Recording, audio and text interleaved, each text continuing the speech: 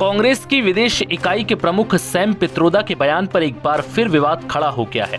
Sam Pitroda ने एक interview में कहा कि चीन से खतरे को अक्सर बढ़ा चढ़ाकर पेश किया जाता है।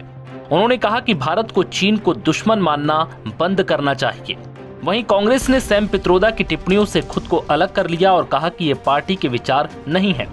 कांग्रेस महासचिव जयराम रमेश ने एक्स पर कहा कि सैम पित्रोदा द्वारा कथित तौर पर चीन पर व्यक्त किए गए विचार भारतीय राष्ट्रीय कांग्रेस के विचार नहीं है। चीन हमारी विदेश नीति, बाह्य सुरक्षा और आर्थिक क्षेत्र की सबसे बड़ी चुनौती बना हुआ है। कांग्रेस पार्टी ने चीन के प्रति मोदी सरकार के दृष्टिकोण पर बार बार सवाल उठाए हैं, जिनमें 19 जून 2020 को प्रधानमंत्री द्वारा सार्वजनिक रूप से चीन को दी गई क्लीन चिट भी शामिल है। बता दें कि पित्रोदा ने कहा कि मेरा मानना है कि अब समय आ गया है कि सभी देश सहयोग करें, टकराव नहीं। हमारा दृष्टिकोण शुरू से ही टकराव वाला रहा है और इस रवैये से दुश्मन पैदा होते हैं, जो बदले में देश के भीतर समर्थन हासिल करते हैं। सैम पित्रोदा ने कहा कि हमें इस मानसिकता को बदलने की जरूरत है और ये मानना बंद करना होगा कि चीन पहले दिन से ही देश का दुश्मन है। दरअसल पित्रोदा ने ये बात उस सवाल के जवाब में कही जिसमें पूछा गया था कि क्या प्रधानमंत्री नरेंद्र मोदी और अमेरिकी राष्ट्रपति डोनाल्ड ट्रंप चीन से उत्पन्न खतरों को नियंत्रित कर पाएंगे, जिसके बाद बीजेपी ने पित्रोदा के बयान पर भी पलटवार किया।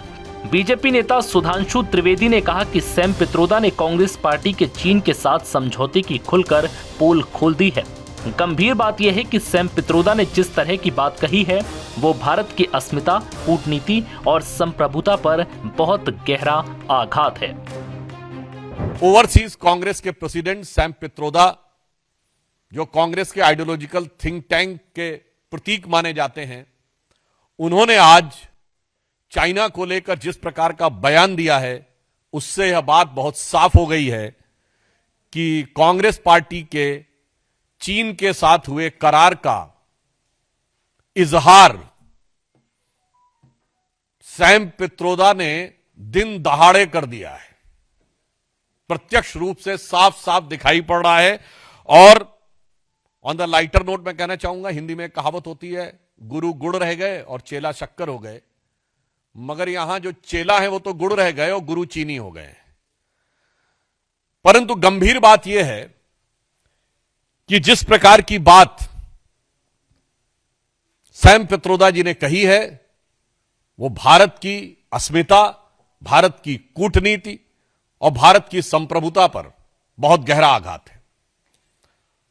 उन्होंने इस प्रकार की बात कही कि चीन के साथ तो किसी प्रकार का विवाद ही नहीं है, जैसे भारत ही अग्रसर की भूमिका में। अब सैम पित्रोदा के इस बयान के बाद एक बार फिर कांग्रेस की मुश्किलें बढ़ सकती हैं। नव भारत टाइम्स की रिपोर्ट।